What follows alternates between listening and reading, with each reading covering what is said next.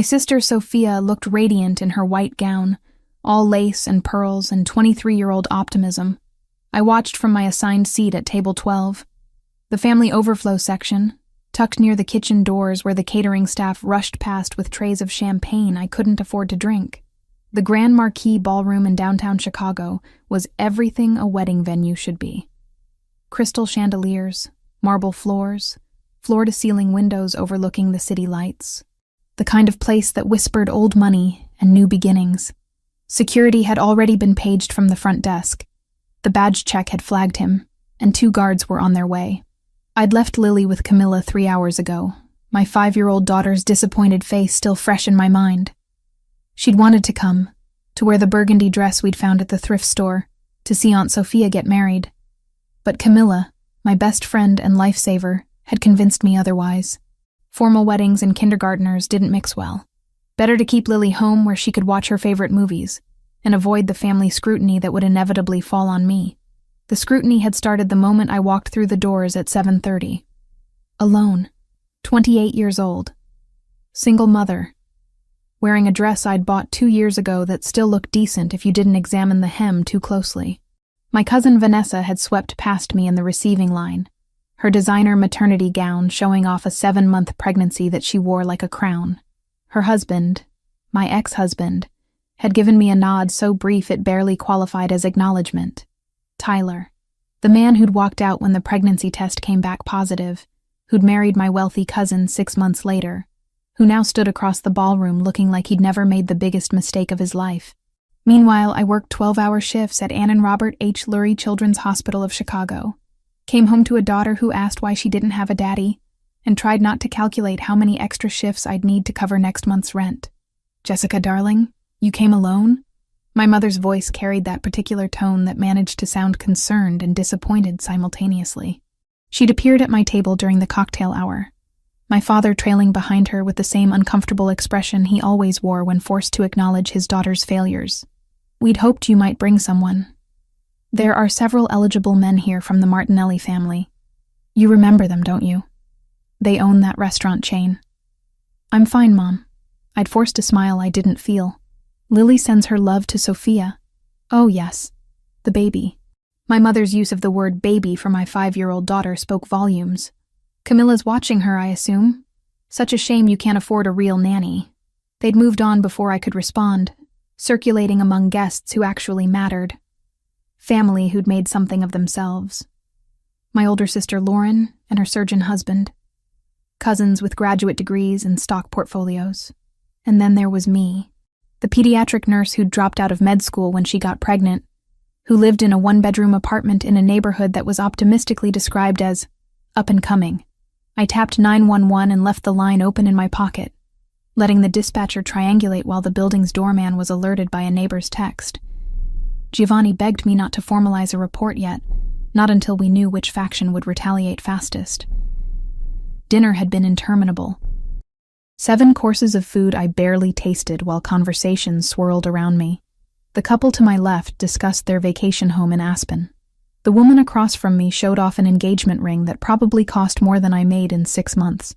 I smiled and nodded and wondered if anyone would notice if I left early. Then came the dancing. The DJ announced the couple's first dance, and Sophia floated across the floor in her new husband's arms. My parents danced next, looking every bit the proud family. Lauren and her husband joined them. Even my younger cousins paired off, laughing and spinning under lights that cast everything in soft focus. Outside the windows, clouds had gathered over Chicago's skyline. The weather forecast had promised clear skies all weekend, but nature had other plans. Thunder rumbled in the distance, barely audible over the music. Within minutes, water began streaming down the glass in sheets, turning the city lights into abstract streaks of color. "May I have this dance?" Tyler's voice behind me made every muscle in my body tense. I turned to find him standing there alone, Vanessa presumably taking a bathroom break, or holding court somewhere with her gaggle of admirers. "No, thank you." I kept my voice level. Professional. The same tone I used with difficult parents in the pediatric ward. "Come on, Jess." For old time's sake. He was using that boyish charm that had worked on me once upon a time. before I'd realized charm was all he had to offer. We can be adults about this. We are being adults. I'm declining your invitation. I turned back toward the dance floor, hoping he'd take the hint and leave. He didn't. You know, it doesn't have to be like this between us. I know I made mistakes, but Tyler, I stood, suddenly exhausted by the entire charade. Go back to your pregnant wife. Dance with her. Leave me alone. My pregnant wife who's carrying my legitimate child, he said. And there it was, the cruelty that lurked beneath his charm. Unlike the mistake that cost you your medical degree, I should have slapped him, should have caused a scene, should have done anything other than stand there while he walked away, rejoining Vanessa who'd appeared at the edge of the dance floor. She looked at me across the room, one hand on her rounded belly, and smiled a victor's smile. The music shifted to something slower, more romantic. Couples filled the floor, swaying together while the storm outside matched the one building in my chest. I sank back into my chair at table 12 and tried very hard not to cry in front of 200 people who already pitied me. That's when I noticed him. He stood near the bar, apart from the crowd, but somehow commanding attention anyway. Tall, maybe 6'3", with dark hair cut short, and a body that suggested he spent serious time in a gym. His suit was black and perfectly tailored, the kind of quality you didn't find in department stores, but it was his face that held my attention. Sharp cheekbones, a jaw that could have been carved from stone, and eyes that, even from across the ballroom, seemed to see straight through every defense I'd spent years constructing. He was watching me. Not subtly. Not with the passing curiosity of a stranger at a wedding. He was studying me with an intensity that should have made me uncomfortable, but instead sent a completely different kind of shiver down my spine. I looked away first, heat rising in my cheeks. When I glanced back, he was speaking with someone from the groom's family. I recognized the older Martinelli brother who owned several Italian restaurants throughout Chicago. They exchanged a few words, and then the stranger began moving through the crowd, toward me. My first instinct was to run, to grab my clutch and make some excuse about checking on Lily. But something kept me frozen in my seat at table 12 while he crossed the ballroom with the confidence of someone who'd never been told no in his entire life. He stopped at my table. Up close, he was even more striking. Those eyes I'd noticed from across the room were light brown, almost amber in the chandelier light. A thin scar marked his chin on the right side, barely visible but somehow adding to rather than detracting from his appeal. He smelled expensive. Cedar and something darker I couldn't name. You've been sitting alone all evening, he said. His voice carried a slight accent that made me think of old movies and Italian villas. That seems like a waste. I'm fine, I managed, though my pulse had picked up speed. Thank you for your concern. I don't think you are fine. He pulled out the chair beside me without asking permission and sat down. The movement was fluid, practiced. I think you're miserable, and trying very hard not to show it. The observation was so accurate it stole my breath. You don't know anything about me. I know you came alone to a family wedding where everyone else is paired off. I know that man who approached you earlier said something that made you want to disappear. I know you've been checking your phone every 15 minutes, probably thinking about leaving. His lips curved into something that wasn't quite a smile. Am I wrong? That's very observant of you. I set my phone down, suddenly aware of how transparent I must be. Are you a friend of the bride or groom? Neither. Business associate of the Martinellis. He gestured toward the family I'd seen him speaking with. They invited me. Giovanni Fioreldi. He extended his hand. I took it, and his palm was warm against mine, his grip confident without being aggressive. Jessica Reed. Jessica. He said my name like he was tasting it. The bride's sister. The one who came alone. Word travels fast. In certain circles, everything travels fast. He released my hand, but didn't move away. I have a proposition for you, Jessica Reed. This should have been where I made my excuses and left. Where I remembered I was a single mother with responsibilities and bills, and no room in my life for mysterious strangers with expensive suits and dangerous eyes. Instead, I heard myself say, "What kind of proposition?" Giovanni leaned closer, his voice dropping low enough that only I could hear over the music. Dance with me. Pretend to be my wife for the rest of the evening. Let everyone here see that you're not alone, not pitied, not forgotten. I stared at him. You want me to pretend to be married to you? To a complete stranger? Why not? It solves both our problems. His expression remained neutral, but something flickered in those amber eyes. My family is relentless about wanting me to settle down. Your family clearly enjoys reminding you that you're single. We could help each other. That's insane. Perhaps. He stood, offering his hand again. But the next song is starting, and your ex-husband is watching us from across the room with a very interesting expression on his face. So what do you say, Jessica? Will you dance with me and let everyone think you belong to someone who actually appreciates you? The smart answer was no. The responsible answer was no. The safe answer was definitely no. I took his hand and stood. One dance. That's all. His smile was devastating. We'll see about that.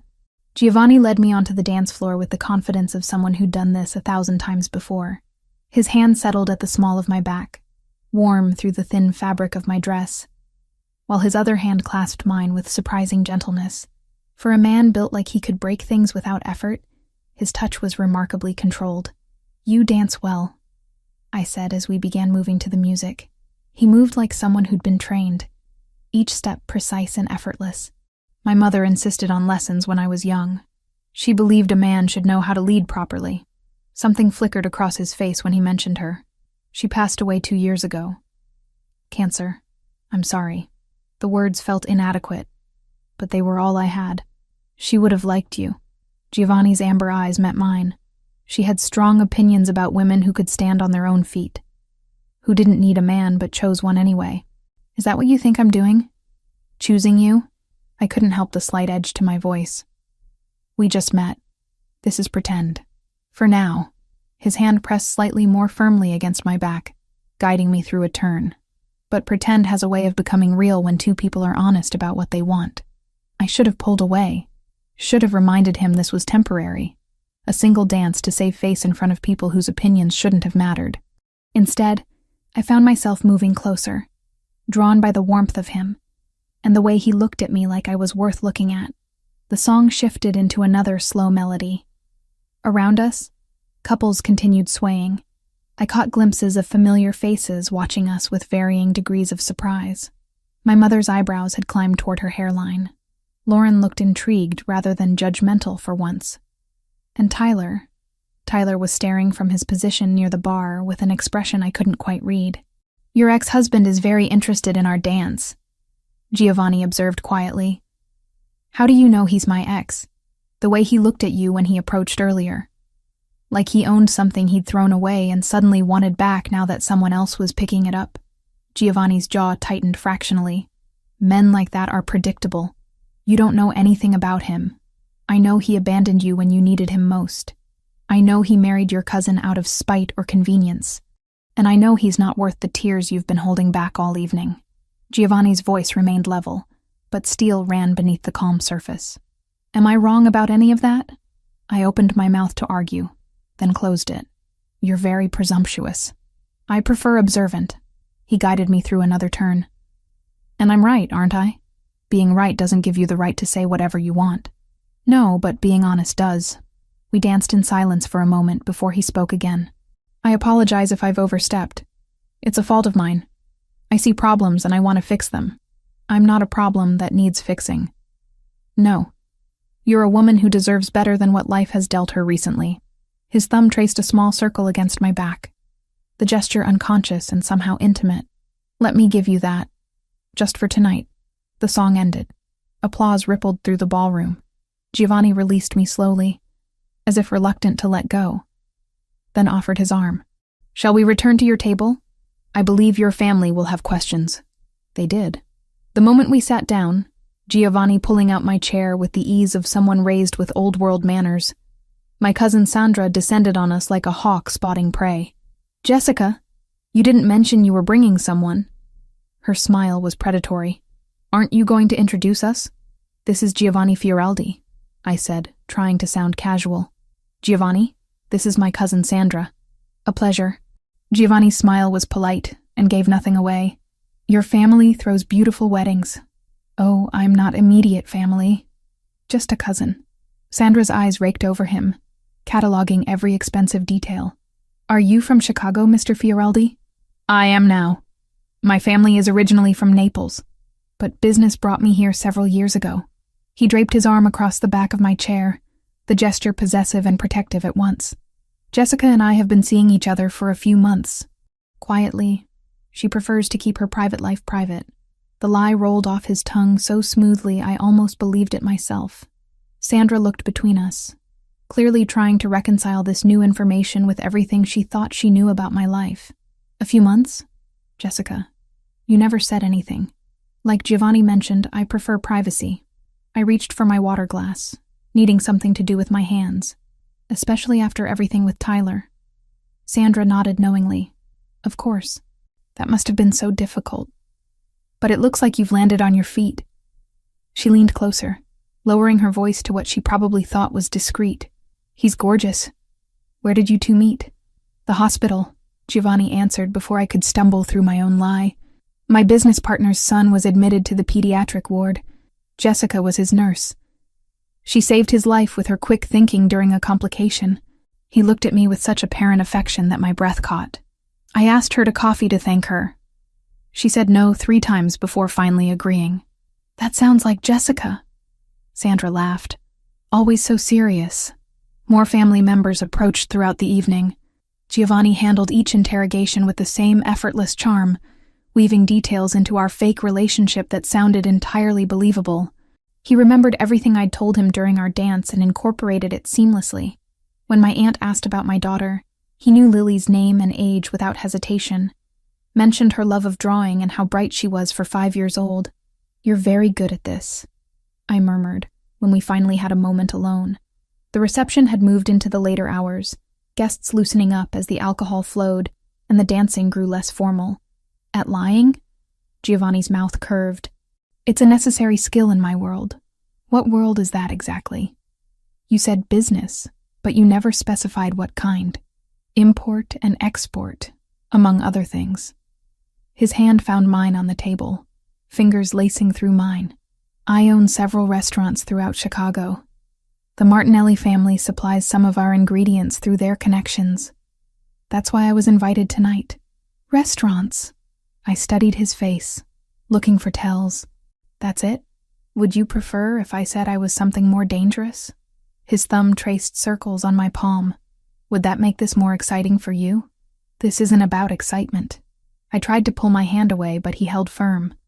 Not aggressive, just insistent. "This is about getting through one evening without being the family charity case." "You're not a charity case, Jessica. You're a woman who works 12-hour shifts taking care of sick children, who raises a daughter alone, who still manages to look beautiful even when you're exhausted and surrounded by people who don't appreciate you." His voice dropped lower. "That's not charity. That's strength." The intensity in his gaze made my skin flush.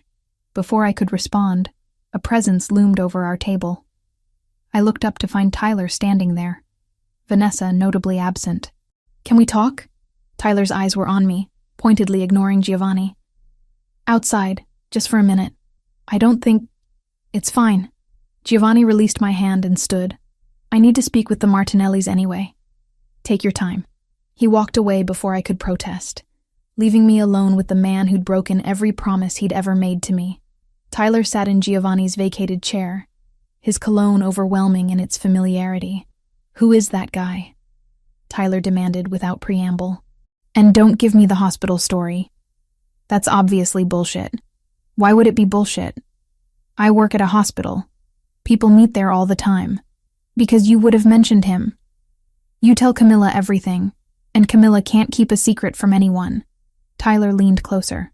"I've been asking around. Nobody's heard of any Giovanni Fioreldi in the medical community. He's not in the medical community. His business partner's son was a patient." I stood, suddenly exhausted by this entire conversation. "And frankly, Tyler, who I'm seeing is none of your business. You made that clear when you walked out while I was pregnant. That was different. I wasn't ready to be a father." "But you're ready now? With Vanessa?" I gestured toward where his wife stood across the ballroom, one hand resting on her pregnant belly.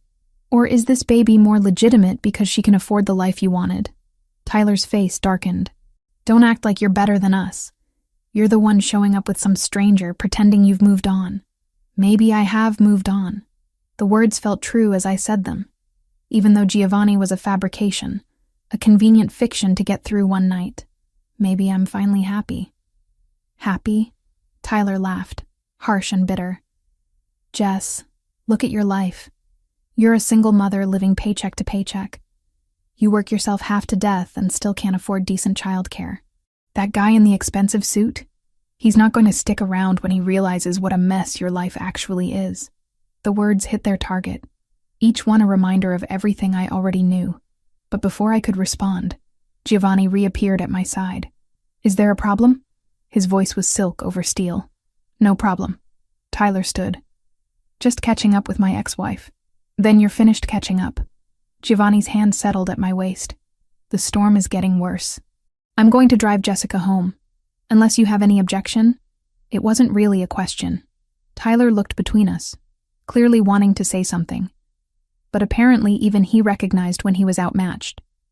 He walked away without another word. I can call a car, I said once Tyler was gone. You don't have to. The rain is heavy. Let me drive you. Giovanni retrieved my clutch from the table. Unless you're uncomfortable being alone with me. I should have been. Every logical part of my brain screamed that accepting a ride from a stranger was foolish. But Giovanni didn't feel like a stranger. He felt like someone who saw me clearly and decided I was worth protecting anyway. Okay, I heard myself say. Thank you. The SUV waiting outside was sleek and black, a driver already behind the wheel. Giovanni opened the back door for me, and I slid across leather seats that probably cost more than my monthly salary. He climbed in beside me, close but not crowding, and gave the driver my address before I could even ask how he knew where I lived. Your cousin Sandra mentioned it earlier, he explained, reading my expression. The building near the park. She was very proud of herself for knowing. The drive through Chicago's rain-soaked streets gave us privacy the ballroom hadn't afforded. City lights streaked past the tinted windows, turning everything into abstract art. Thank you, I said finally. For tonight. For what you did. It was mutually beneficial. Giovanni turned to face me, his features half in shadow. But I meant what I said earlier. About continuing this arrangement. For a few weeks, until your family stops asking questions, and mine stops pressuring me about marriage. That's insane. You said that before. And yet you agreed to dance with me. His hand found mine in the darkness between us. Think about it practically, Jessica.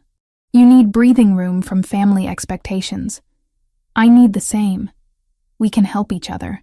By lying to everyone we know. By giving ourselves space to exist without constant judgment. He squeezed my hand gently. A few weeks, that's all. After that, we can stage a quiet breakup. No one gets hurt. Everyone gets relief. I knew I should say no. Knew this was a terrible idea that could only end badly. But sitting in that car, still feeling the ghost of his hand at my back from our dance, I found myself considering it. I have a 5-year-old daughter, I said finally. She can't know about this. I won't confuse her with fake relationships. Agreed. This stays between adults. And if either of us wants out, we walk away. No drama, of course. Giovanni reached into his jacket and withdrew a business card. Think about it. Call me if you decide you want to take me up on the offer. The car pulled up to my building. Giovanni walked me to the door despite the rain, waited until I was inside, then returned to his vehicle. I watched from the lobby as the SUV disappeared into Chicago's stormy night. The card in my hand felt heavier than it should. I should throw it away. Should forget the whole evening and go back to my normal life of 12-hour shifts and mounting bills and family dinners, where I was everyone's favorite example of what not to do. Instead, I tucked the card into my clutch and headed upstairs, already knowing I was going to make a terrible decision. Monday morning arrived with the sharp buzz of my alarm at 6. I dragged myself out of bed after 3 hours of restless sleep, my mind still replaying Saturday night in fragments. Giovanni's hand at my back. The way Tyler's face had darkened when he saw us together. That business card. Burning a hole in my wallet where I'd tucked it despite every logical reason to throw it away. Lily was already awake when I checked her room, building something elaborate with her blocks while humming a song I didn't recognize. She looked up with those blue eyes that were pure Tyler genetics, though thankfully that's all she'd inherited from him. "Morning, baby. Did you have fun with Camilla on Saturday? We made cookies and watched the princess movie 3 times. She abandoned her blocks to wrap her arms around my legs. "Camilla said you went to Aunt Sophia's wedding. Was it pretty?" "Very pretty." I kissed the top of her head, breathing in the baby shampoo scent that clung to her hair. "Get dressed while I make breakfast, okay? We have to leave in 40 minutes. The 12-hour shift at Lurie Children's started at 7 sharp. I dropped Lily at her kindergarten program by 6:30, then fought Monday morning traffic to reach the hospital with 3 minutes to spare. The pediatric ward welcomed me with its familiar chaos of beeping monitors, worried parents, and the antiseptic smell that had become as common as breathing. My phone started buzzing before I'd even finished morning rounds. Text after text from family members who'd apparently spent their Sunday discussing my mysterious appearance at the wedding with a man none of them had known existed. My cousin Sandra. "Call me ASAP, need details about Giovanni." Lauren. "Mom is losing her mind. Who is he? Why didn't you tell anyone?" Even my mother, who barely texted, had sent a terse message. "We need to talk about Saturday night. Your father and I are very concerned." I silenced my phone and shoved it into my scrubs pocket. Whatever fallout was coming from Saturday's performance could wait until I wasn't responsible for keeping small humans alive. The morning passed in a blur of IV checks, medication rounds, and comforting a 7-year-old girl who'd come in with a severe asthma attack. By noon, I'd managed to push thoughts of Giovanni and his ridiculous proposal to the back of my mind. This was my real life. Sick kids and overworked nurses and making I save children for a living, which pays enough to survive, but never enough to quiet the worry. I was updating a patient chart when Tyler appeared in the hallway outside the nurse's station. He shouldn't have been able to get past security without a patient relation. But Tyler had always been good at talking his way into places he didn't belong. "We need to talk." He planted himself in front of me, blocking my path. "Now. I'm working." I tried to step around him. "And you're not supposed to be up here without authorization." I told them I was visiting my daughter. His jaw was tight, that vein in his temple throbbing the way it always did when he was angry. "Which I should be able to do, by the way. You never let me see Lily. You never asked to see Lily." I kept my voice low, aware of the other nurses pretending not to listen. "And she's not a patient here, so that excuse won't hold up if security checks." Tyler moved closer, lowering his voice to match mine. "Who is Giovanni Fioraldi? And don't give me that hospital story again. I've been asking around. Nobody in Chicago's medical community has heard of him. Maybe because he's not in the medical community. Maybe because his life doesn't revolve around impressing people in your social circle. I finally managed to step around him. Now leave before I call security myself. Is he paying you? The question stopped me cold. I turned back slowly. Is that what this is? Some arrangement where he gives you money and you show up at events pretending to be his girlfriend? The accusation stung more than it should have. Get out, Tyler. Because that would make sense. You need the money. He clearly has it. And you've never been above taking handouts when it suited you. I've never taken a dime from you or anyone else. My hands clenched into fists at my sides. I work for everything I have. Everything Lily has. So whatever fantasy you've constructed where I'm some desperate woman selling herself for financial security, you can keep it to yourself. Then what is he? Tyler demanded. What does he want from you? Nothing you ever wanted. Apparently that includes basic respect. I turned toward the nurse's station. Security, please. We have an unauthorized visitor. Tyler left before security arrived, but not before shooting me a look that promised this conversation wasn't over. I spent the rest of my shift shaking, adrenaline making my hands unsteady enough that I had to ask another nurse to help with a particularly tricky IV insertion. The shift ended at 7. I picked up Lily from the after-school program, listened to her chatter about the art project they'd done, and drove us home through evening traffic that gave me too much time to think about Tyler's accusations, about Giovanni's card still in my wallet, about how close I was to calling that number and agreeing to something I knew was a terrible idea. Camilla was waiting when we got home at 8, as she did every Tuesday evening, our weekly tradition of dinner together, the only real social life I had outside of work and motherhood. She'd brought Chinese takeout and that particular expression that said she had questions I wouldn't want to answer. So, Camilla waited until Lily was occupied with her egg rolls before leaning across my kitchen table. Sandra called me today. And Lauren. And your mother. All wanting to know if I knew about this Giovanni person you're apparently dating. I'm not dating him. I pushed lo mein around my plate without eating it. It was one night. A favor. We danced at the wedding and pretended to be together so my family would stop treating me like the resident failure. A favor. Camilla's dark eyebrows climbed toward her hairline. Jess. Nobody does favors like that for strangers. What does he want? He wants his family to stop pressuring him about getting married. I want my family to stop pitying me. It was mutually beneficial. Was. Is. I corrected myself, then immediately regretted it. Maybe. He suggested we continue the arrangement for a few weeks, just until everyone stops asking questions. Camilla sat back in her chair. This is insane. You know this is insane, right? I'm aware. I finally met her eyes, but you weren't there Saturday night. You didn't see the way everyone looked at me, or the way Tyler acted like he had any right to an opinion about my life. For one evening, I felt like someone who mattered. Is that really so terrible? Not terrible. Just dangerous. Camilla reached across the table to squeeze my hand. Promise me you'll be careful. Promise me if this guy turns out to be bad news, you'll walk away. I promise. The lie came easily. I was already planning to call Giovanni the moment Camilla left. She stayed until 9:30, helping me get Lily bathed and into bed. After she left, I cleaned the kitchen and tried to convince myself that calling Giovanni was a mistake. That continuing this farce would only make things worse when it inevitably fell apart.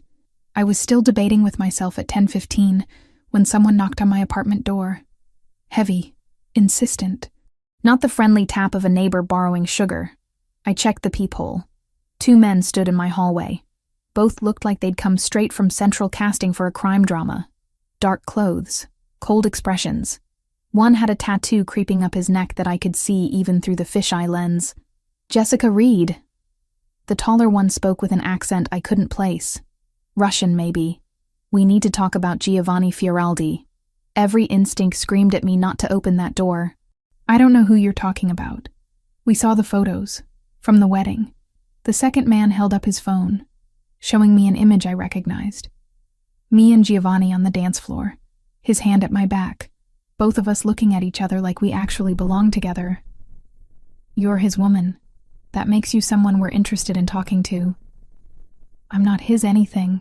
We're friends, that's all. My hand found my phone in my pocket. And if you don't leave, I'm calling the police. Call them. The taller man shrugged. We'll be gone before they arrive. But we'll be back, Jessica Reed. And next time, we hope you'll be more cooperative. Mr. Volkov doesn't like being ignored. I was done being a currency. If they had ever used my name to trade favors, I needed to be present to bankrupt its value. I wore a thin underlayer panel under my coat and left a driver idling, engine warm, phone on speaker to a doctor who owed Giovanni a favor. They walked away before I could respond. I stood frozen behind my locked door, heart hammering, phone clutched in my shaking hand. I had no idea who Mr. Volkov was or what these men wanted with Giovanni, but I knew with bone-deep certainty that I'd just stumbled into something far more dangerous than a fake relationship. I pulled Giovanni's card from my wallet, stared at the number embossed in silver against black cardstock. This was the moment to walk away, to tell him whatever arrangement he'd been imagining wouldn't work, because strange men were showing up at my door, asking questions I couldn't answer. Instead, I dialed. He answered on the second ring. Jessica. 2 men just came to my apartment. The words tumbled out. They had photos from the wedding. They mentioned someone named Volkov. They threatened to come back. Silence. Then, lock your door. Don't open it for anyone. I'll be there in 15 minutes. Giovanni, what's happening? Who are these people? I'll explain when I get there. Just stay inside and keep Lily close. The line went dead. I checked all the locks. Peeked in on Lily, who was sleeping peacefully with her stuffed rabbit clutched against her chest, completely unaware that her mother had just dragged them both into something that felt like it could swallow us whole. True to his word, Giovanni appeared at my door exactly 14 minutes later. I verified through the peephole before opening it, finding him accompanied by another man who looked like he could bench press a car without breaking a sweat. "This is Franco, my associate." Giovanni stepped inside without waiting for an invitation, his eyes scanning my small apartment with the practiced assessment of someone used to evaluating threats. "Tell me exactly what they said." I recounted the encounter while Franco positioned himself near the window, watching the street below. Giovanni's expression grew darker with each detail, that thin scar on his chin somehow more prominent as his jaw tightened. "The Bratva," he said finally. "Russian organization. They've been pushing into territories that don't belong to them. Someone sent them photos from the wedding. Told them you're connected to me." "Connected how? We barely know each other." But even as I said it, I remembered that dance, the way he'd looked at me, how easy it had been to forget the whole thing was staged. They don't care about facts. They care about leverage. Giovanni moved to the window beside Franco, speaking to him in rapid Italian before turning back to me. "This is my fault. I should have anticipated this. What do they want?" "To use you to get to me, to pressure me into giving ground in negotiations I can't afford to lose." His eyes met mine. "I'm sorry, Jessica. This wasn't supposed to touch you." "Then maybe we should end this now. Tell them it was fake, that I mean nothing to you." "It's too late for that." Franco spoke up for the first time. "They've already decided your leverage. Whether the relationship is real or not doesn't matter." I sank onto my couch, legs suddenly unable to hold me. "So what happens now?" Giovanni crossed to kneel in front of me, bringing us eye to eye. "Now I keep you safe. You and Lily both. But you need to trust me." "Can you do that?" I should have said no. Should have told him to leave and take his dangerous world with him. Should have called the police and let them handle whatever mess I'd accidentally stepped into. Instead, I looked into those amber eyes and heard myself say, yes. Within 30 minutes, I'd packed bags for Lily and myself while she slept through it all, blissfully unaware that her mother had accidentally dragged them into a war between organized crime factions. Camilla arrived 20 minutes after I called her, eyes wide with fear, but moving with the efficiency of someone who'd spent 5 years helping me navigate crises. "Tell me this is temporary," she whispered as we gathered Lily's favorite toys and books. "Tell me you're not really involved with whatever this is. It's supposed to be temporary." I stuffed clothes into a duffel bag without bothering to fold them. It was supposed to be a fake relationship for a few weeks. Now apparently the Russian mob thinks I'm leverage. The Russian mob. Camilla sat down hard on Lily's bed. "Jesus, Jess. What have you gotten yourself into?" "I don't know." My hands shook as I zipped the bag closed. "But Giovanni says he can keep us safe. That's all I care about right now." Giovanni's penthouse occupied the top 2 floors of a building in Chicago's Gold Coast neighborhood. The address alone probably cost more than I'd make in 10 years. Franco drove us there in an SUV with tinted windows, taking a route that seemed designed to lose anyone who might be following. Giovanni rode in a second vehicle with additional security I hadn't even known existed until tonight. The elevator required a key card to access the penthouse levels. When the doors opened, I stepped into a space that looked like it belonged in an architectural magazine. Floor-to-ceiling windows overlooked Lake Michigan. Modern furniture in neutral tones. Art on the walls that I suspected wasn't prints. Everything pristine and expensive and absolutely nothing like the cramped 1-bedroom apartment Lily and I called home. The guest rooms are on the 2nd floor. Giovanni gestured toward a floating staircase. 3 bedrooms, all with private bathrooms. Take whichever you prefer. Camilla, there's a room for you as well. I'm staying too? Camilla looked between us. Until we're certain the threat has passed, yes. Giovanni's tone left no room for argument. Anyone connected to Jessica is potentially at risk. That includes you. How long are we talking? Days? Weeks? I adjusted my grip on the bag containing Lily's things. I have to work. Lily has school. We have lives that don't stop just because... I've already arranged coverage for your shifts at the hospital. Giovanni cut me off gently. Called in a favor with the hospital administrator. You're on paid family emergency leave for the next 2 weeks. Lily's school has been notified that she's dealing with a family situation. A private tutor will come here daily to ensure she doesn't fall behind. You had no right to do that without asking me. I had every right to keep you alive. His amber eyes held mine. This is my world, Jessica. My rules. And my rules say we don't take chances with civilians who get caught in crossfire because of decisions I made. Lily stirred in my arms, making a small, sleepy sound. Giovanni's expression softened immediately. Let's get her settled. We can argue about my overreach in the morning. The bedroom he led us to was easily twice the size of my apartment's living room. A king bed dominated one wall, dressed in linens that probably had a thread count I couldn't fathom. An ensuite bathroom featured a shower with multiple heads and a soaking tub. Lily's eyes opened briefly as I laid her on the bed, taking in the unfamiliar surroundings with the confused acceptance of a 5-year-old woken in the middle of the night. Where are we? She mumbled. At a friend's house, baby. We're having a sleepover. I brushed hair from her forehead. Go back to sleep, okay? She was out again within seconds, clutching her stuffed rabbit. Giovanni stood in the doorway, watching us with an expression I couldn't quite read. She's beautiful, he said quietly. She has your eyes. She has her father's everything else. I tucked the blanket around her shoulders, which is probably for the best. At least she got his cheekbones. I doubt that's the best she got.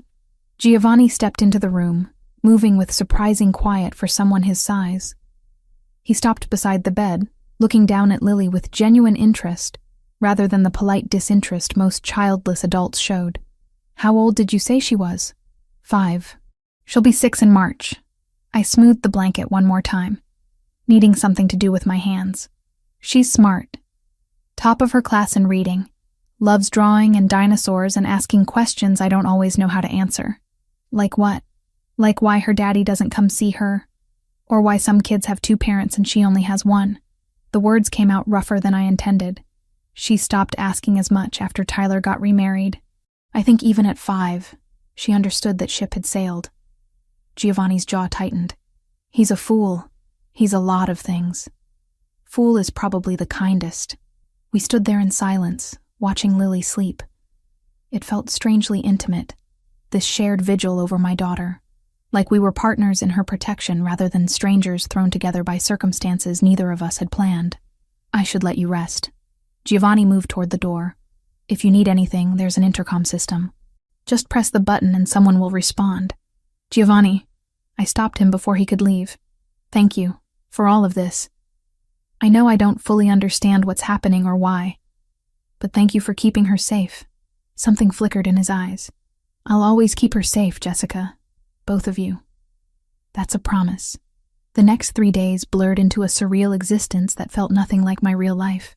I woke Wednesday morning to find Lily already up and exploring the penthouse with the fearless curiosity of childhood. Camilla was in the kitchen making breakfast while Giovanni conducted a meeting via phone in his study, speaking rapid Italian that sounded both beautiful and vaguely threatening. A pediatrician arrived at 10 to give Lily a complete checkup. I stood by, reflexively ready to intervene, but the doctor was gentle and thorough, and clearly accustomed to working with anxious mothers. Giovanni appeared halfway through the exam, asking intelligent questions about Lily's vaccination schedule and whether her recent cold had fully resolved. You remember I mentioned a cold? I asked after the doctor left, giving Lily a clean bill of health. You told me she'd missed school 2 weeks ago because of it. At the wedding. Giovanni handed Lily a tablet loaded with educational games. I pay attention when people tell me things, Jessica. Thursday brought the private tutor, a cheerful woman named Mrs. Patel, who had Lily reading and practicing math within minutes. Giovanni sat in on part of the lesson, then surprised both of us by helping Lily with a drawing project afterward. He drew with the competence of someone who'd had training, creating a surprisingly detailed sketch of a horse that had Lily demanding he teach her the technique. My mother insisted on art lessons, he explained, guiding Lily's small hand to show her how to shade properly. She believed a well-rounded education included beauty as well as business. I watched from the kitchen where Camilla and I were pretending to discuss meal planning while actually observing Giovanni with my daughter, the way he crouched to her level when speaking to her, how he praised her efforts without condescending, the patience he showed when she asked the same question 3 times in different ways. He's good with her, Camilla murmured. Surprisingly good. I know. That scared me more than the Russian mob somehow. because Lily was already asking when we'd visit Mr. Giovanni's house again, already drawing pictures that included a tall man with dark hair standing beside us, already filling a father-shaped hole I'd tried for 5 years to pretend didn't exist. The sexual tension I'd felt at the wedding intensified with proximity. Giovanni worked from home those 3 days, conducting business from his study while I tried to occupy Lily and avoid dwelling on how aware I was of him in every room. The way he moved, how he smelled like cedar and expensive soap. The timbre of his voice when he spoke Italian on the phone, passionate and commanding in ways that made my skin flush. We'd have dinner together each evening, the 4 of us around his massive dining table. Giovanni would ask Lily about her day, listen with genuine interest to her rambling stories about the tutor and the games she'd played with Camilla. Then, after Lily went to bed, we'd sit on his terrace overlooking the lake and talk about things that had nothing to do with fake relationships or Russian threats. He told me about his mother, Sophia, who died when he was 33, how cancer had stolen her slowly, giving him months to say goodbye but never enough time, how she'd made him promise to find someone who challenged him, who wouldn't just accept his world, but would push him to be better within it. She would have liked you, he said Thursday night, our 3rd evening on the terrace. She had strong opinions about women who stood on their own feet, who worked for what they had. She came from nothing, you know. Married my father when she was 19 and turned herself into the kind of woman who could hold her own in his world. What world is that? I'd been wanting to ask since Tuesday night. You keep referring to your business, but you've never actually told me what you do. Giovanni took a long sip of the wine he'd been nursing. I own restaurants. 4 locations throughout Chicago, all Italian cuisine. That much is true and legal. But I also oversee operations that aren't listed on any business license, territory that my father secured and I've maintained, arrangements with other organizations that keep Chicago running smoothly for those who know where to look. Your Mafia. It wasn't a question. I prefer to think of it as community organization with flexible ethics. His mouth curved slightly. But yes, if you need a simple label. My family has been involved in Chicago's less legitimate operations for 3 generations. The restaurants are real. Everything else lives in the shadows. And the Russians want those shadows for themselves. They've been pushing into territories that traditionally belong to Italian families, testing boundaries, using violence where my father would have used negotiation. He set down his wine glass. I'm trying to maintain peace. They see that as weakness. Friday afternoon, Franco appeared in Giovanni's study where I'd been reading while Lily napped. His expression was grim. We've identified the leak, he said without preamble. The source of the photos. The one who told the Bratva about Jessica. Giovanni stood from behind his desk. Who? Her cousin, David Reed. He's been working with the Russians for 6 months, feeding them information about families they might leverage. When he saw the wedding photos on your aunt's social media, Jessica, he recognized an opportunity. My stomach dropped. David? My cousin David? Franco nodded. He told the Bratva about your relationship with Giovanni, even mentioned that it started as a pretense. But Dmitry Volkov, their leader, decided you were still useful leverage regardless. Where is David now? Giovanni's voice had gone cold. That's the other problem. The Russians have him. They're holding him as insurance. If we move against them, they'll kill him to send a message. I sat down heavily. David. Stupid, gambling-addicted David who never could hold a job. Who'd asked to borrow money at Thanksgiving and gotten angry when I'd said no. Who apparently sold out his own family to criminals to cover whatever debts he'd accumulated. We can't just leave him there, I heard myself say. Even if he's an idiot, he's still family. He put you and Lily at risk. Giovanni's expression was unreadable. Family doesn't end where loyalty begins, Jessica. Maybe not, but it doesn't end where stupidity begins either. I looked up at him. What would your mother have wanted you to do? The question landed. Giovanni's jaw worked for a moment before he turned to Franco. Set up a meeting with Volkov. Tell him I want to discuss terms. That's exactly what he wants, Franco warned. I know, but we're going to give it to him anyway. Giovanni's eyes met mine. Because apparently, I'm developing a conscience at the worst possible time. The warehouse sat in Chicago's industrial district, close enough to the water that I could smell the lake even through the SUV's filtered air. Friday evening had turned cold. clouds hanging low and threatening rain that hadn't quite started falling. Giovanni sat beside me in the back seat, his presence both comforting and terrifying in equal measure. "You don't have to come inside," he said for the third time since we'd left the penthouse. "Franco and I can handle this. They used me as leverage. I should be there when you negotiate my freedom." I checked my phone, seeing the message from Camilla confirming Lily was asleep and asking when I'd be home. Home. Like the penthouse had become that in just 5 days. Besides, you said it yourself. Your mother would want you to show them I'm not just some pawn they can manipulate. My mother would have a lot of opinions about this situation. Giovanni's hand found mine in the darkness, most of them involving Italian phrases I shouldn't repeat in front of you. Try me. I worked in a hospital for 3 years. I've heard worse. The warehouse came into view. Concrete and rust. Windows covered with grime thick enough to block any view of the interior. 2 black sedans were already parked outside, their occupants leaning against the vehicles with the casual menace of men who'd done violence and expected to do more. Franco exited the SUV first, scanning the area with practiced efficiency before nodding to Giovanni. We stepped out into air that tasted like metal and old grease. One of the Russian men opened the warehouse door, gesturing us inside without speaking. The interior was exactly what I'd expected from every crime movie I'd ever seen.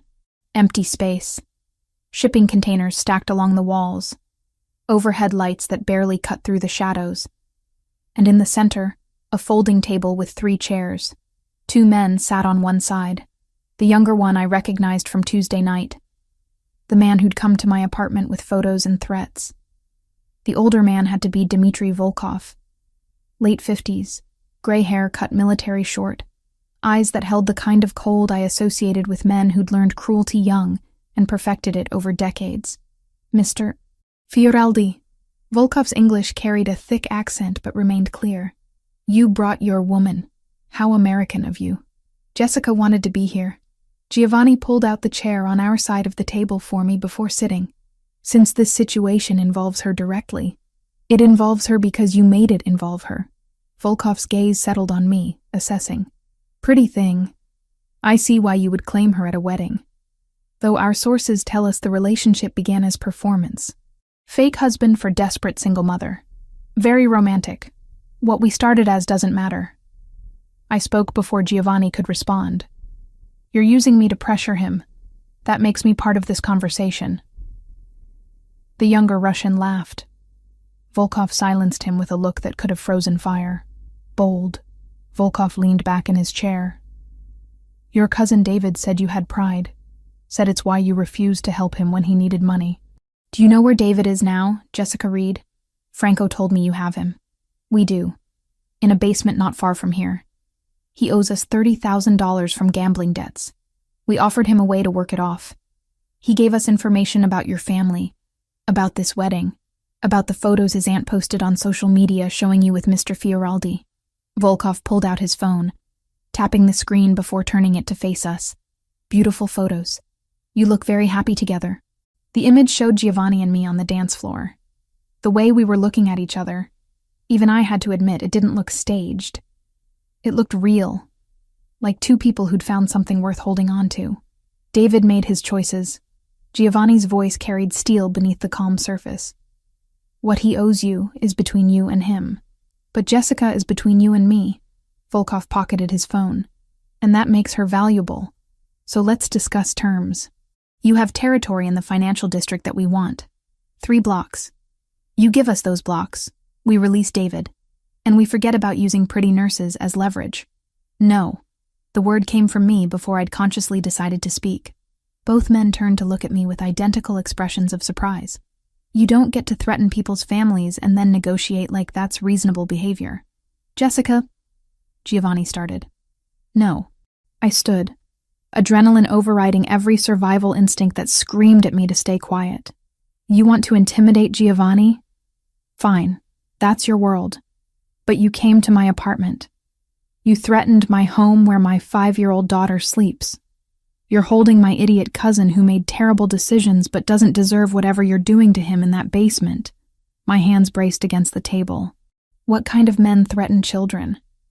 What kind of organization builds power by terrorizing women in their own homes? Volkov stared at me. The warehouse had gone silent, except for the distant sound of traffic outside. You think you can shame me? His voice remained level, but something dangerous flickered in his eyes. We are not in business of shame, Miss Reed. We are in business of results. Then here's a result for you. I'm not afraid of you anymore. The lie tasted like copper, but I forced the words out. You wanted me to be leverage? You wanted Giovanni to cave because he's protecting me? Well, congratulations. You've made me understand exactly what kind of people you are. And I'm telling you right now, I'd rather watch everything fall apart than give you 1 inch of what you want through fear. Giovanni stood slowly, positioning himself slightly in front of me. Jessica speaks for both of us, but I'll offer you something better than capitulation. You want territory? Take the 3 blocks in the financial district. But in exchange, the Bratva agrees to a formal peace treaty. No more civilian threats. No more kidnapping cousins. No more showing up at apartments where children live. You would give us what we want? Volkov looked between us, clearly trying to find the trap. I would give you something I was already planning to phase out. Those 3 blocks are scheduled for major redevelopment. Commercial property values are about to tank when the city announces the new zoning laws next month. Giovanni's expression remained neutral. You want them? Take them. Deal with the headache of managing them when they become worthless. Meanwhile, we establish clear boundaries. You stay on your side. We stay on ours. And civilians remain off limits for both organizations. Volkov was quiet for a long moment. Then he looked at me again. Your woman has courage. Foolish courage, but courage nonetheless. He stood. We accept your terms. 3 blocks. Peace treaty. Civilians are off limits. He extended his hand to Giovanni. And for what it's worth, Mr. Fioraldi, if this relationship truly started as performance, I suggest you make it real. Women who speak truth to power are rare. My wife was one. I was smart enough to keep her. The handshake happened quickly. Terms were agreed upon with the efficiency of men who understood how these arrangements worked. David would be released within the hour, deposited at a hospital with instructions not to contact his family for 6 months. The 3 blocks would transfer to Bratva control by the end of the week. We walked out of that warehouse into air that had started spitting rain. I made it to the SUV before my legs gave out, adrenaline crash hitting like a physical blow. Giovanni caught me, guiding me into the back seat before sliding in beside me. That was either the bravest or stupidest thing I've ever witnessed, Franco said from the front seat as we pulled away. I'm still deciding which. Both, I managed. Definitely both. You stood up to Dmitry Volkov. Giovanni turned to face me. Do you understand how rare that is? How few people have ever spoken to him that way and lived to tell about it? I wasn't thinking about living. I was thinking about Lily sleeping in your penthouse, about David being tortured in a basement, about how tired I am of men with power deciding who gets hurt and who gets protected. My hands shook. I'm a pediatric nurse, Giovanni. I save children for a living, which pays enough to survive, but never enough to quiet the worry. He kissed me. One moment I was spiraling into panic, and the next his mouth was on mine. Hot and demanding and tasting like everything I'd been trying not to want since Saturday night. His hand cupped my jaw, thumb tracing my cheekbone while his other arm wrapped around my waist, pulling me closer across the leather seat. I kissed him back, poured 5 days of tension and fear and unexpected connection into it. His lips moved against mine with a confidence that suggested he knew exactly what he was doing, and my body responded with an enthusiasm that should have embarrassed me, given Franco was 3 feet away pretending very hard not to notice. When we finally broke apart, both breathing hard, Giovanni rested his forehead against mine. I've wanted to do that since you looked up at me from table 12 and agreed to dance, he said quietly. Since you stood in my penthouse holding your daughter and told me you didn't trust easily, but you'd trust me with her safety. Since you just stood in a warehouse and told a Russian mob boss that he couldn't threaten children in your city. Your city, I corrected. This is your world, not mine. Maybe. But you just proved you can stand in it without being swallowed. His thumb brushed across my lower lip. Jessica, this stopped being fake somewhere between Saturday and tonight. You know that, right? I did know. Had known since watching him draw horses with Lily, since he'd held my hand while talking about his mother, since I'd fallen asleep on his terrace listening to him speak Italian on the phone and feeling safer than I had in 5 years. "This is complicated," I whispered. "Everything worth having is complicated." He kissed me again, softer this time, a promise instead of a question. "Stay. Not because you're in danger. Not because of some arrangement we made at a wedding. Stay because you want to see where this goes when it's real." The SUV pulled up to the penthouse building. Franco cleared his throat quietly, a reminder that we had an audience and a 5-year-old waiting upstairs. "I have a daughter," I said. "If this falls apart, it's not just me who gets hurt. Then we make sure it doesn't fall apart." Giovanni helped me out of the vehicle. "One day at a time. One decision at a time. Starting with you deciding that what happened tonight changed things." We rode the elevator in silence. Camilla met us at the door, took one look at my face, and asked 0 questions. She grabbed her jacket and let Franco drive her home, leaving Giovanni and me standing in his living room at midnight with the weight of what just happened settling between us. "I should check on Lily," I said. "You should." He didn't move to stop me. "But Jessica, think about what I said. About staying. Not as a guest. As someone who belongs here." I went upstairs to find Lily sleeping peacefully, completely unaware that her mother had just negotiated with criminals and kissed a man who made her forget every reason why she shouldn't. I watched her breathe. This perfect thing I'd created with a man who'd never deserved her, and tried to figure out if I was brave enough to risk both our hearts on someone who actually might. Downstairs, Giovanni waited. Upstairs, my daughter slept. And somewhere between those 2 floors, I made a decision that terrified me more than any Russian mobster ever could. I was falling in love with Giovanni Fioraldi, and for the first time since Tyler walked out, I was going to let myself see where that fall might lead. Sunday morning light filtered through the penthouse windows, waking me before my alarm. I'd spent most of the night replaying Friday's kiss. The warehouse. Dmitry Volkov's calculating eyes. The way Giovanni had looked at me when he said this stopped being fake somewhere along the way. I found him in the kitchen making coffee, already dressed despite it being barely 8. Lily was still asleep upstairs, giving us a rare moment of privacy. "We need to talk," he said, handing me a mug. "About what happens next." I was thinking the same thing. I wrapped my hands around the warm ceramic. This whole arrangement was supposed to be temporary. A few weeks of pretending until our families backed off. But now it's complicated. Giovanni leaned against the counter, studying me with those amber eyes that saw too much. "Franco informed me this morning that David was released from the hospital. He's been told to stay away from Chicago for 6 months. The Bratva threat is neutralized. The peace treaty is holding, which means you and Lily are safe to return to your normal lives." The words should have brought relief. Instead, they felt like a door closing. "So that's it? Threat over? Arrangement ended?" I tried to keep my voice neutral. "Thank you for the hospitality. See you around?" "That's one option." Giovanni set down his coffee. "Or I can offer you another one. Franco has contacts who specialize in creating new identities. Clean documents, new city, new life. I can give you and Lily complete protection. Set you up somewhere far from Chicago where neither Tyler nor anyone from my world can touch you. Financial security. Fresh start. Everything you'd need. You're offering to make us disappear." The realization hit like cold water. To get us away from you. To give you a choice that doesn't involve staying near danger just because you feel obligated. His expression remained carefully neutral. "I brought you into this mess, Jessica.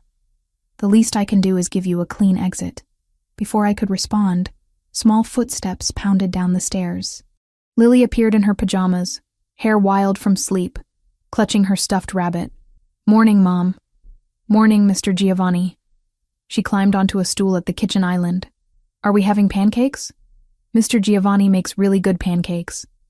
"I can make pancakes," Giovanni said, already pulling ingredients from the refrigerator.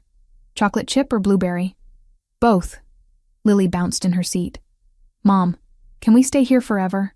I like it here. And Mr. Giovanni said he'd teach me to draw buildings today." My heart cracked. "Baby, we've been imposing on Mr. Giovanni's hospitality. We can't stay forever." "Why not?" She looked between us with 5-year-old logic. He has lots of rooms. And he doesn't mind, do you, Mr. Giovanni? Giovanni met my eyes over Lily's head. I don't mind at all. Lily, sweetie, go wash your hands before breakfast, I said gently.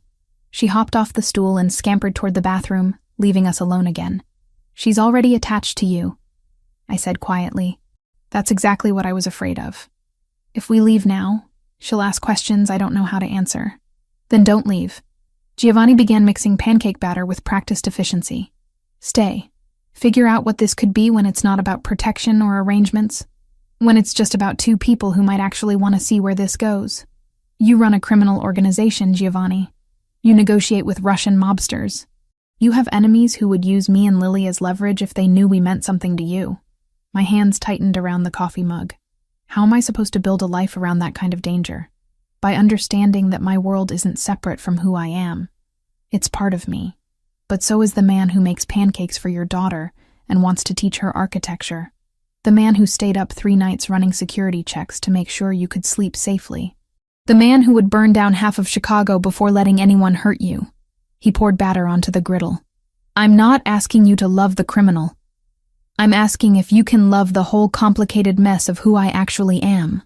Lily returned before I could answer, chattering about the drawing lesson, and could she please have extra chocolate chips. We ate breakfast together like a family, and the domesticity of it terrified me more than any warehouse confrontation. Because this felt right, natural. Like we'd been doing this for years instead of days. After breakfast, I made a decision. I'm going to work tomorrow. Back to my regular shift at the hospital.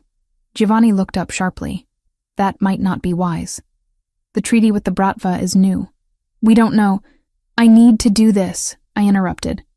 I need to prove to myself that I can have a normal life. That I'm not just hiding in your penthouse waiting for the next threat. If this is going to work, if we're going to work, I have to maintain some part of who I was before all this. He studied me for a long moment. Then you'll have a driver. And security at the hospital. Non-negotiable. Fine. I'd learned to pick my battles. But invisible security. I don't want armed guards following me through the pediatric ward. Monday morning arrived with familiar routine. I dropped Lily at kindergarten, kissed her goodbye, and headed to Lurie Children's for my first shift in over a week. The hospital greeted me with its usual chaos. Sick children, worried parents. The antiseptic smell and beeping monitors that had become my second home. My supervisor pulled me aside first thing. Jessica, good to see you back. How's the family emergency? Resolved. Thank you for being understanding. Of course. We were actually contacted by one of our major donors about your situation. Generous man. Made sure your position was protected while you were gone. She smiled knowingly. New boyfriend must have connections. I didn't correct her. Easier to let people assume whatever they wanted than try to explain the truth. The shift passed in familiar rhythm. IV checks, medication rounds, comforting a 3-year-old with pneumonia. Around 2 p.m, I was updating charts when I got pulled into the room of one of our long-term patients. 7-year-old Marcus had been fighting leukemia for 8 months. He was in for his latest round of chemo. Weak, but still somehow optimistic. Nurse Jessica! He brightened when I entered. You're back. I missed you. I missed you too, buddy. I checked his vitals, noting them in his chart. How are you feeling today? Tired, but Mom says I'm a fighter. He picked at the hospital blanket. Nurse Jessica, can I ask you something? Always. Do you believe in happy endings? Like in the movies? The question hit harder than it should have. I sat on the edge of his bed, choosing my words carefully. I believe happy endings are possible when people are brave enough to fight for them. Even when things get scary. Even when it seems easier to give up. My mom says that too. She says we have to be brave. And Marcus looked at me with eyes too old for 7. Are you being brave about something, Nurse Jessica? Out of the mouths of children. Yeah, Marcus, I think I am. Then you'll get your happy ending. Just like me. His confidence was absolute. We're both fighters. I left his room with tears stinging my eyes, and a clarity I hadn't felt in days. Marcus was fighting for his life every single day, and here I was, hesitating to fight for my own happiness, because it came wrapped in complications. My shift ended at 7, I walked to the parking garage, texting Giovanni that I was heading out. The October evening had turned cold, my breath visible in the dim light of the concrete structure. The garage cameras caught everything, and hospital security walked in 30 seconds after he fled. That's when Tyler appeared, stepping out from between two cars. "We need to talk." His voice was tight with barely controlled anger. "About your new boyfriend and the very interesting information I've been gathering about him." "Tyler, I'm not doing this." I moved toward my car. "Go home to your pregnant wife." He grabbed my arm. Not hard enough to hurt, but firm enough to stop me. "Giovanni Fioraldi owns 4 Italian restaurants, also suspected of running organized crime operations throughout Chicago's financial district. Did you know that? Or did you just see money and decide your morals were negotiable? Let go of me." I pulled my arm free. "Who I date is none of your business. It is when you're exposing my daughter to criminals." Tyler stepped closer. "That's right. She's still my daughter, even if you've done everything possible to erase me from her life. And I will not let you drag her into some mobster's world. Your daughter, rage I'd been suppressing for 5 years, erupted. You walked out when I was pregnant. You married my cousin.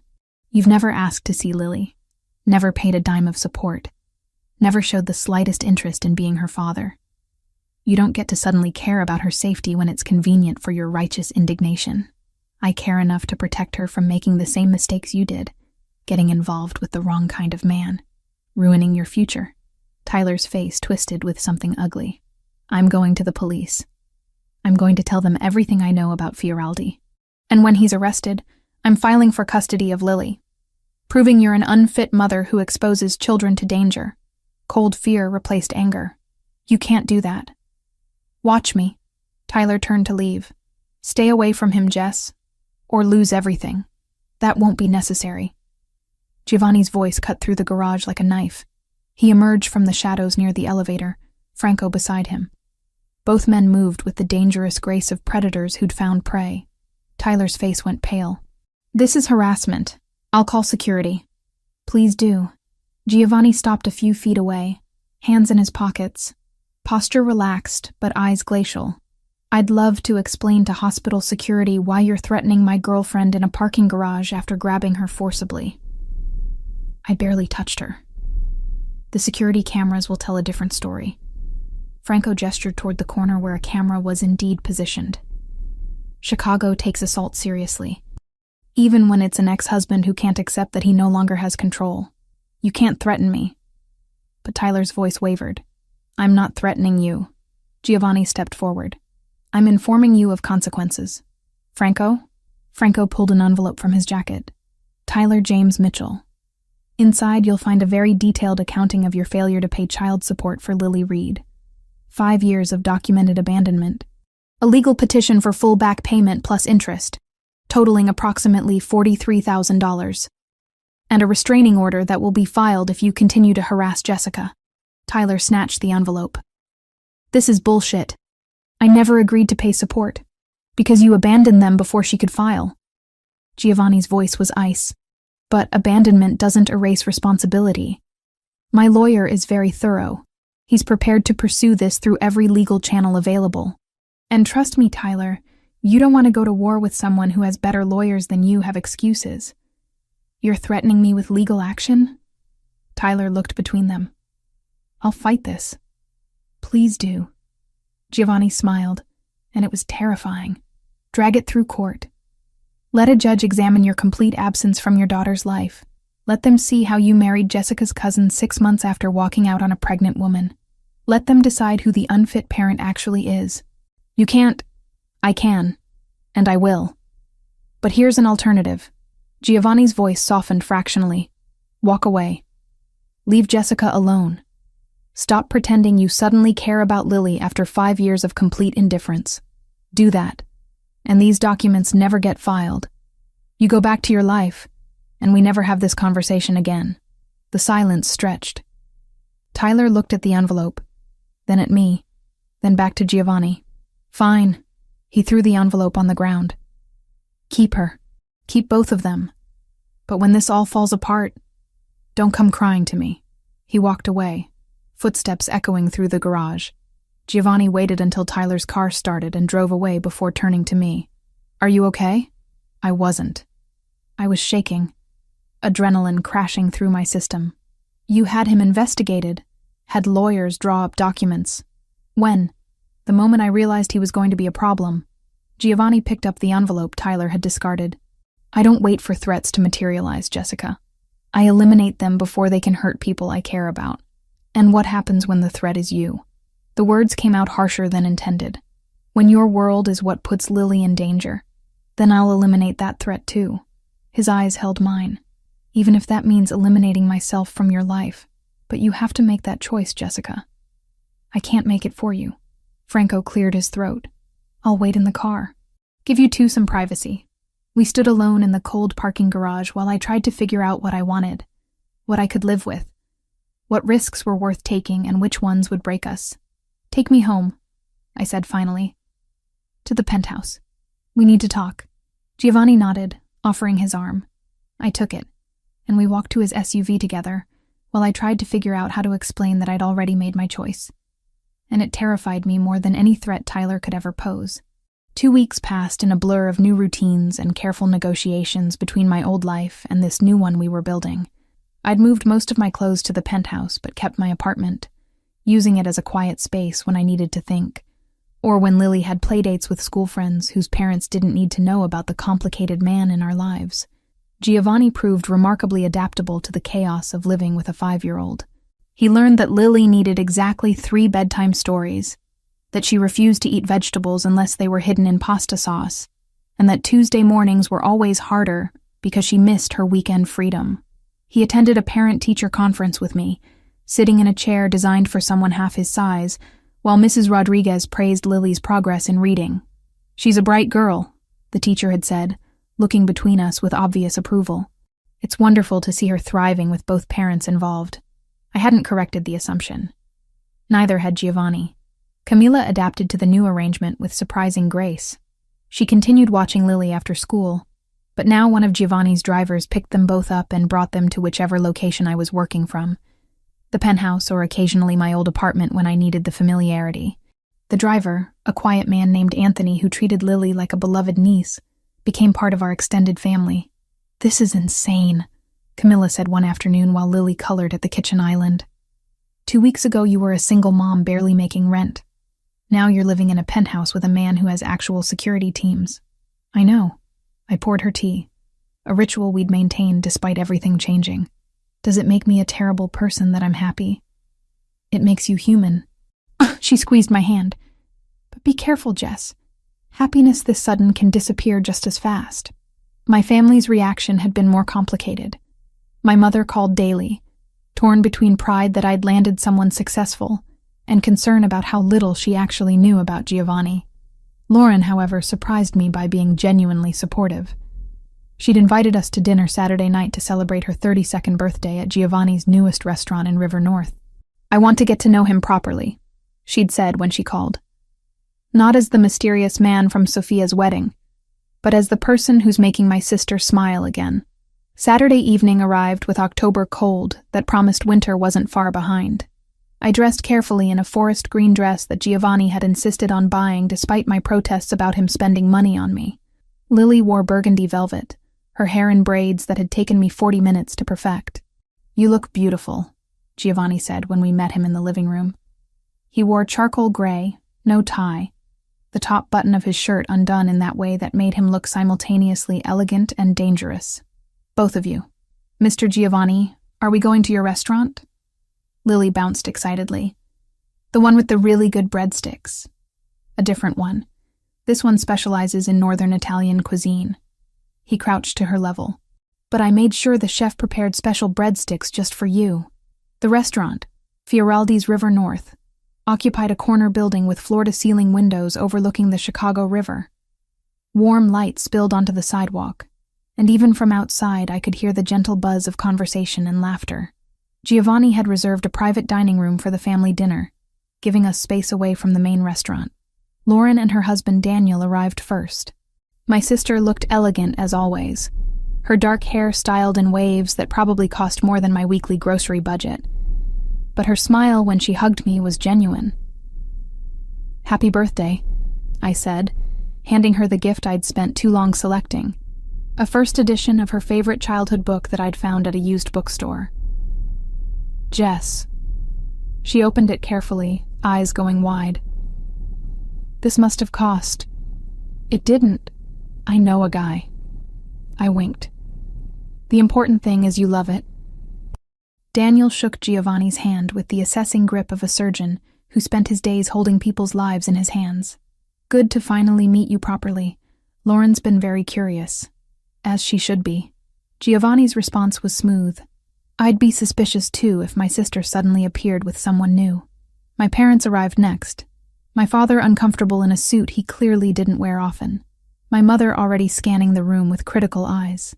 They'd met Giovanni briefly at Sophia's wedding, but this was different. This was them evaluating whether the man dating their daughter was worthy. "Mr. and Mrs. Reed." Giovanni greeted them with old-world courtesy. "Thank you for joining us to celebrate Lauren's birthday." "It's your restaurant," my mother said, accepting his hand. "We should be thanking you for hosting." Sophia and her new husband arrived fashionably late, glowing with newlywed happiness. The last to enter was Vanessa, her pregnancy now impossible to ignore at 8 months. She came alone, Tyler notably absent, and the sight of her made my chest tighten with complicated emotions. "Jessica." She kissed my cheek with perfunctory affection. "You look well." "So do you." It wasn't entirely true. She looked exhausted, the kind of bone-deep tired that went beyond pregnancy. "How are you feeling?" "Large, uncomfortable. Ready for this to be over." Her hand rested on her swollen belly. "Tyler sends his regrets." "Business trip." The lie was obvious. Tyler was avoiding this dinner specifically to avoid Giovanni and me. Part of me was grateful. Part of me wanted him to see what he'd walked away from. Dinner was served in courses, each more exquisite than the last. Giovanni had clearly instructed his chef to impress, and they'd succeeded. The conversation flowed easily once the initial awkwardness faded. My father, who rarely spoke about anything personal, found himself discussing architecture with Giovanni. Lauren and Daniel asked intelligent questions about the restaurant business. Even my mother seemed charmed by the way Giovanni ensured everyone's wine glass stayed full, and how he'd arranged for Lily to have her own special mocktail in a fancy glass.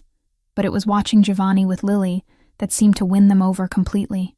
She'd grown sleepy after dinner, curling against his side on the upholstered bench.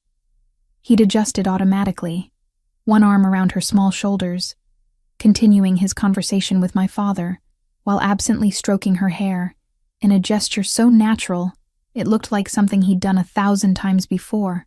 "He's good with her," Lauren murmured to me when we stepped away to use the restroom. I didn't expect that. Neither did I. I checked my reflection, smoothing my dress. But he is. He's patient and kind, and he treats her like she matters. Because she does matter. To him. Lauren met my eyes in the mirror. "Jess, I've been worried about you for years. Watching you work yourself to exhaustion, raising Lily alone, never letting anyone help. But seeing you tonight, you're different. Lighter. Like you're finally letting yourself be happy. I'm trying."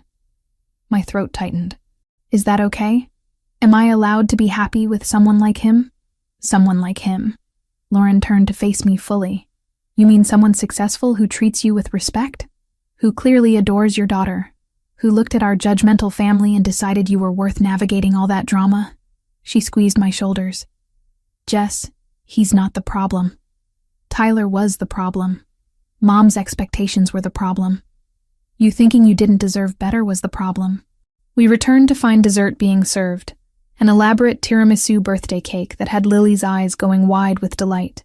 Lauren blew out her candles surrounded by family, and for the first time in 5 years, I didn't feel like the outsider. I felt like I belonged. Vanessa left shortly after cake, claiming exhaustion, but before she went, she stopped beside my chair. "I'm glad you're happy," she said quietly. "I mean that. I thought I was taking something you wanted, but maybe you dodged a bullet. Tyler isn't—" She stopped, one hand pressed to her side. "He isn't what I thought he was. Vanessa, don't." She held up her hand. "I made my choices. You made yours. I just wanted to say I see now that you got the better deal. She nodded toward Giovanni, who was showing Lily how to properly fold a napkin into a swan. Hold on to that one. Men like that are rare. She was gone before I could respond, leaving me with questions I didn't know how to ask, and sympathy I hadn't expected to feel. The evening wound down slowly. My parents thanked Giovanni profusely, my father even going so far as to suggest they should have dinner again soon. Sophia and her husband invited us to a double date. Lauren hugged me tight and whispered that she approved completely. We drove home through Chicago's glittering nightscape, Lily asleep in her car seat between us in the back of the SUV. Giovanni's hand found mine across the space, fingers lacing together in the darkness. "Your family likes me," he said, sounding faintly surprised. "They love you. There's a difference." I squeezed his hand. "You charmed them, especially my mother, which I didn't think was possible. I had help." He nodded toward Lily. "Hard to dislike someone when their daughter's already claimed me as hers. Is that what she did? She told your mother tonight that I taught her to draw buildings and that she's going to be an architect like her mommy when she grows up." His voice carried warmth I was learning to recognize. "Then she announced that I was her favorite grown-up after you and Camilla." My heart cracked open a little wider. "Giovanni, I know what you're going to say. That we need to be careful. That she's already too attached. That if this doesn't work out, she'll be devastated." He looked at me in the dim light from passing street lamps. "But Jessica, what if it does work out? What if this is what it looks like when 3 people accidentally become a family?" I didn't have an answer to that. But watching him carry Lily upstairs later, tucking her into bed with the practiced care of someone who'd done it before, I started to believe that maybe, just maybe, we were building something that could last. That night, after Lily was asleep and the penthouse was quiet, Giovanni found me on the terrace overlooking the lake. "Thank you," he said, wrapping his arms around me from behind, "for letting me into your life, for trusting me with her, for giving us a chance even when every logical reason said you shouldn't. Thank you for making it impossible not to." I leaned back against his chest. "For the past 2 weeks. For tonight. For every moment you prove that fairy tales might actually exist if you're brave enough to believe in them." We stood there watching Chicago's lights reflect off the water, and I let myself imagine a future where this wasn't temporary, where the man holding me wasn't just someone I was falling for, but someone I'd already fallen for, where my daughter would grow up with a father figure who chose to be there instead of one who'd walked away. 2 weeks. That's all it had been since the warehouse confrontation. Since Giovanni had first suggested making this real, but time didn't matter when something felt this right. When coming home meant walking into a penthouse where a man waited who looked at me like I hung the moon, and a daughter slept peacefully upstairs because she finally felt safe. Maybe Camilla was right. Maybe happiness this sudden could disappear just as fast.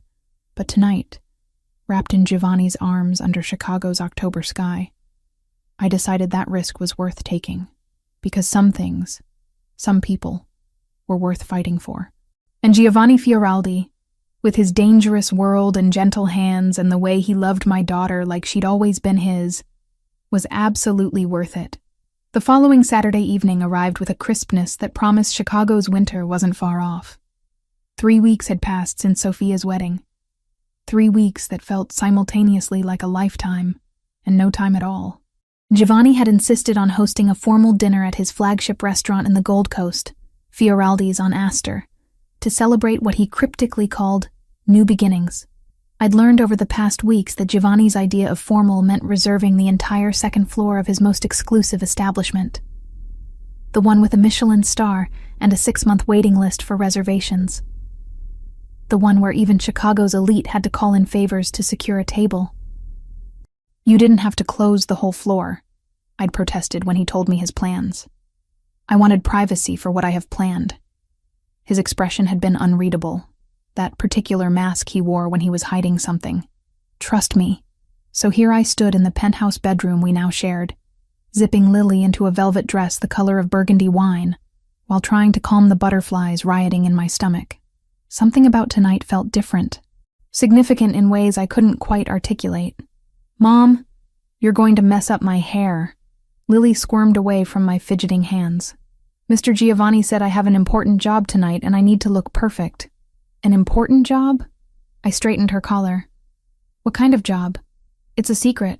Her blue eyes sparkled with the particular joy of a 5-year-old entrusted with classified information. But it's a really good secret. The best secret ever. Giovanni appeared in the doorway, devastatingly handsome in a charcoal suit that probably cost more than my old car. His amber eyes swept over us both with open appreciation. My 2 favorite people, looking absolutely beautiful. He crouched to Lily's level. Are you ready for your special assignment tonight? Yes. She bounced on her toes. I practiced all week like you said. Practiced what? I looked between them suspiciously. You'll see. Giovanni stood, offering me his arm. Shall we? The restaurant glowed like a jewel box when we arrived. Warm lights spilled through tall windows, illuminating tables set with pristine white linens and crystal that caught the light like captured stars. But the second floor, our floor for the evening, had been transformed into something beyond a simple dinner setting. String lights were woven through the exposed brick walls. Candles flickered on every surface. And in the center of the space, a single long table had been set for 15 people, each place setting marked with a handwritten card in elegant script. My family was already there. My parents stood near the windows, my father pointing out something in the Chicago skyline to my mother, who actually looked pleased rather than critical. Lauren and Daniel chatted with Sophia and her husband near the bar. Even Vanessa had come, her pregnancy now impossible to ignore at nearly 9 months, looking exhausted but present. Jessica. Sophia rushed over to hug me, glowing with newlywed happiness. I'm so glad you're here. Giovanni said this was important. I don't actually know what this is, I admitted. That's because you're terrible at letting people surprise you. Lauren joined us, kissing my cheek. Just relax and enjoy whatever Giovanni's planned. Knowing him, it'll be spectacular. Camilla emerged from the kitchen entrance, her presence surprising me. You didn't think I'd miss this, did you? She hugged me tight. Giovanni called me 3 days ago. Said I needed to be here for something special. Everyone's conspiring against me, I muttered, but couldn't help smiling. Franco was the last to arrive, accompanied by his wife Maria, whom I'd met twice before. He gave Giovanni a subtle nod that seemed to communicate something important before taking his seat. If everyone could sit, Giovanni announced, his voice carrying that natural authority that made people listen. We have much to celebrate tonight. The meal began with courses that showcased the chef's mastery. Each dish was explained by Giovanni himself, who moved between his role as host and restaurateur with practiced ease. He'd seated me at the head of the table, himself to my right, Lily to my left. My family surrounded us, filling the space with conversation and laughter that felt genuine rather than obligatory. Halfway through the main course, my mother leaned across the table. Giovanni, this is extraordinary. Jessica's very lucky to have found someone so accomplished. I'm the lucky one, Mrs. Reed. Giovanni's hand found mine under the table. Your daughter reminds me daily that accomplishment means nothing without someone to share it with. My father, who'd spent most of the evening quietly observing, finally spoke. You're good to her. To both of them. That's all a father can ask. The approval in his voice made my throat tight. My father, who'd barely acknowledged my existence for 5 years, who'd treated my single motherhood like a personal failure, was accepting Giovanni, accepting us, without reservation. Dessert arrived as the evening light faded completely outside, Chicago's skyline transforming into a constellation of lights beyond the windows. Individual chocolate soufflés were placed before each guest, each one garnished with gold leaf that caught the candlelight. Before we indulge, Giovanni stood, tapping his wine glass gently. I have something I need to say. More accurately, something I need to ask. My heart stopped. Around the table, knowing smiles appeared on faces that suggested everyone but me knew what was coming. 3 weeks ago, I attended a wedding as a business obligation. I expected nothing more than mediocre food and forgettable conversation. His eyes found mine. Instead, I found Jessica, sitting alone at a table, trying so hard to be invisible when she deserved to be seen, celebrated, cherished. He moved to stand beside my chair. I approached her with a proposal, a fake arrangement to help us both save face with our families. And Jessica, Being simultaneously pragmatic and brave, agreed. We danced. We pretended. We played our parts perfectly. Lily giggled beside me, clearly in on whatever was happening. But somewhere between that dance and this moment, pretending became real. Arrangement became relationship. And I fell completely, irrevocably in love with a woman who works 12-hour shifts to save children's lives, who raises an incredible daughter with grace and humor, who stood in a warehouse and told a Russian mobster he couldn't threaten kids in her city. Tears were already streaming down my face. Giovanni knelt beside my chair, producing a small velvet box from his jacket pocket. Jessica Reed, I'm not offering you a fake arrangement anymore. I'm offering you everything real. My world, my heart, my protection, my family name. I'm offering you a partnership where you're not invisible, where you're seen and celebrated every single day. He opened the box, revealing a ring that caught the candlelight and threw rainbow fractals across the table. Will you marry me? The restaurant went silent. Even the kitchen sounds seemed to pause. Every eye was on me, waiting. Say yes, Mom. Lily bounced in her chair. Say yes so I can do my special job. Laughter rippled around the table, breaking the tension. I looked at Giovanni, this man who'd entered my life 3 weeks ago and somehow become essential to it. This man who made pancakes for my daughter and negotiated with criminals and looked at me like I hung the moon. Yes. The word came out choked with tears. Yes, of course, yes. Giovanni slid the ring onto my finger. A perfect fit. Then pulled me to my feet and kissed me while my family erupted in applause and cheers. When we finally broke apart, Lily was tugging on Giovanni's sleeve. Now? Can I do it now? Now, he confirmed, lifting her onto her chair so she stood tall enough to be seen by everyone. Lily reached into a small burgundy purse I hadn't noticed her carrying and pulled out a small velvet pouch. From it, she extracted 2 rings, simple bands that gleamed gold in the candlelight. These are the wedding rings, she announced proudly. Mr. Giovanni said I get to be the ring bearer when you get married, but he also said I get to hold them now so everyone knows it's real and official and I'm going to be part of the family forever. She handed the rings to Giovanni with the ceremonial gravity only a 5-year-old could muster. The entire table melted into laughter and tears and applause again. Forever, Giovanni confirmed, looking at Lily with such open affection, it cracked my heart wider. You're both stuck with me now. The rest of the evening passed in a blur of congratulations and champagne toasts, and my mother crying while insisting she wasn't crying. Lauren hugged me so tight I could barely breathe, whispering that she'd never seen me this happy. Sophia and her husband offered to help plan the wedding. Even Vanessa approached, one hand on her swollen belly. I meant what I said before, she said quietly. I'm genuinely happy for you. Tyler is... She paused, choosing words carefully. Tyler is Tyler, but Giovanni is something else entirely. Hold on to this one. I will. I promised. How are you doing? Really? Tired. Pregnant. Reconsidering every life choice that led me here. She managed a wry smile. But that's a conversation for another day. Tonight is about you finally getting what you deserve. As the evening wound down, I found myself on the restaurant's terrace with Giovanni, looking out over Chicago's glittering nightscape. Music drifted from inside where Lily was dancing with Franco, her laughter carrying on the October wind. 3 weeks, I said, leaning against the railing.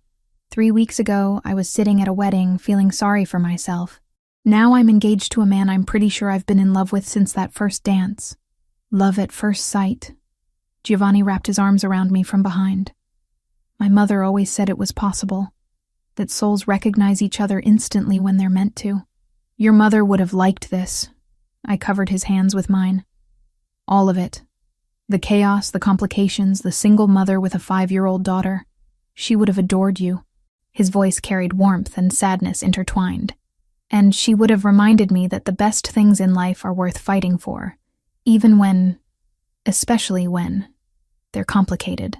So what happens now? I turned in his arms to face him. We plan a wedding? Figure out how to merge my normal life with your complicated one? Explain to Lily that her new stepfather runs restaurants and also has very serious meetings with very serious people? We take it one day at a time. He kissed my forehead. We build something real from the pretend foundation we started with. We prove that fairy tales can exist even in worlds that aren't supposed to have them. Music shifted inside. The DJ Giovanni had apparently hired for the evening started playing the same song that had been playing at Sophia's wedding, the one we'd danced to that first night when this had all been fake.